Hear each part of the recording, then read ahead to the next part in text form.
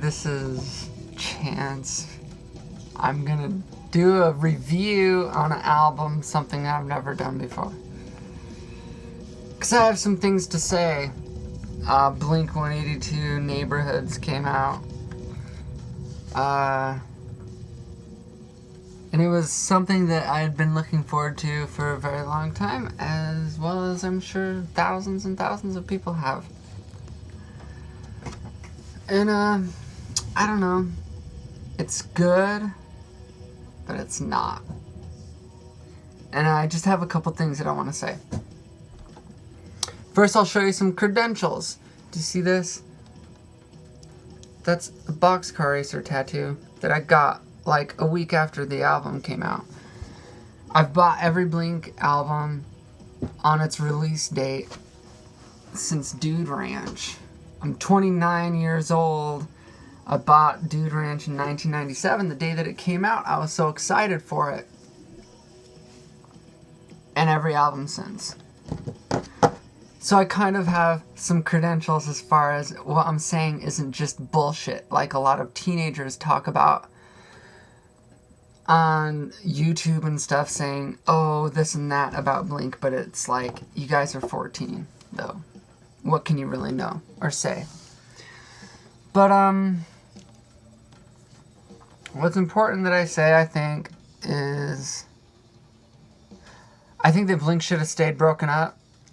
Not to be rude, I would never say anything bad about Blink-182, just like I'd say never say anything bad about my mom, because I love my mom, I love Blink. They both practically raised me in my eyes. Okay? Been listening to them since I was 15. 14. Something ridiculous. The album sounds like Plus 44 and Angels and Airwaves mixed together. And you know, maybe they should have stayed broken up. This is what I'm trying to say. A band that has such a huge impact on so many people like myself, people who have tattoos of Blink and such, and have just really been the soundtrack of their lives, they break up, and it's kind of scarring on kids, on people. And then they get back together and you expect something huge and magical. What you want to hear is something like Dude Ranch and Enema, like mixed up. You know, something like We're Back kind of a thing. Like, to get that wonderful feeling that you got back when you listened to Blink-182, like I got. It's kind of what I expected. And then what you get is kind of music that's been mainstream, like I'll use like All Time Low or something for an example. They're kind of trying to sound like what kids like nowadays.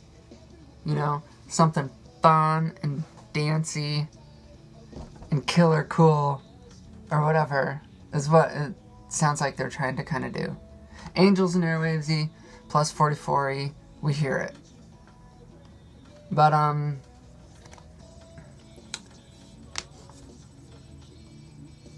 bands like All Time Low, Metro Station, would not exist without Blink-182. They paved the way for all these bands to make this music, and they, I'm sure, look up to them as gods. And then now Blink's trying to sound like them. You know, it's like they're trying to keep up with the game, and that's not what they need to be doing. They need to say, hey, we're Blink, this is what we do. And this is the music that we play. And like I said, like, get that awesome magical feeling that you get when you listen to Blink-182 like we did back in the day, and not listen to something that is watered down radio music because we don't need to hear it. The lyrics are cute and clever. The guitar riffs are good. I mean, the album's not bad. It's not bad. It's good. I'm listening to it right now. I listened to it on my way home from school today. It's good, okay, but it's really not what I expected to hear after a band has been broken up for so long and they're like, we're getting back together. You guys didn't get back together. Number one, Travis Barker is a drummer for hire. That's all that he is. He'll play the drums for Celine Dion if she fucking asked him to. He doesn't care about shit. He's not the Blink-182 drummer. Scott is. Okay? If you guys want to reunite, get back together, throw Scott in the mix. Toss Travis Barker because he doesn't care about the integrity of music. Okay? Mark is a bass player. Tom is still kind of stuck in the fact that he's going to change the world with his music, I think. I won't say anything about Tom. I love him. Mark either. He's great, you know. But this is what I have to say. The music that they've made over the past few years has been amazing. The past years since I was a child, and that I still listen to and that I love. So it's great. All up to their last album. And it was heartbreaking when they broke up, and it was terrible that they weren't getting along because everybody, you know, loves Mark and Tom's relationship. But you know what? If they want to get back together and be friends again, that's great.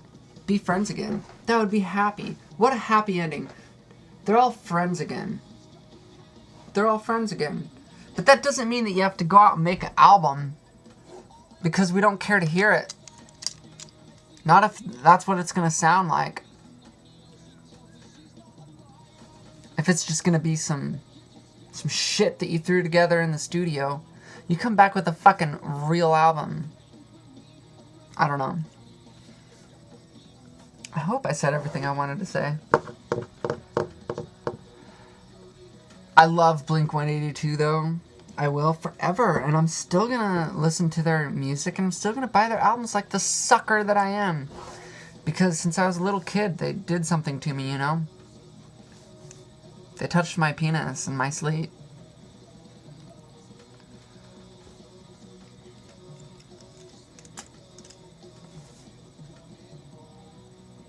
But yeah, thumbs up. Blink's good. Thumbs up if you love Blink. And I'm still gonna listen to him. I just expected something, a comeback album. I think that this might be their last album. I kind of hope that it is. I mean, I love him to death, but stick a fork in it, dude. Angels and Airwaves fucking rocks, dude. Mark is really good at doing talk shows and fucking podcasts. Everybody's good at their own shit. Let dead dogs lie. We all love you. Give it up. It just sounded like too little too late. It sounded like too forced. That's all that I have to say. I hope that somebody watches this.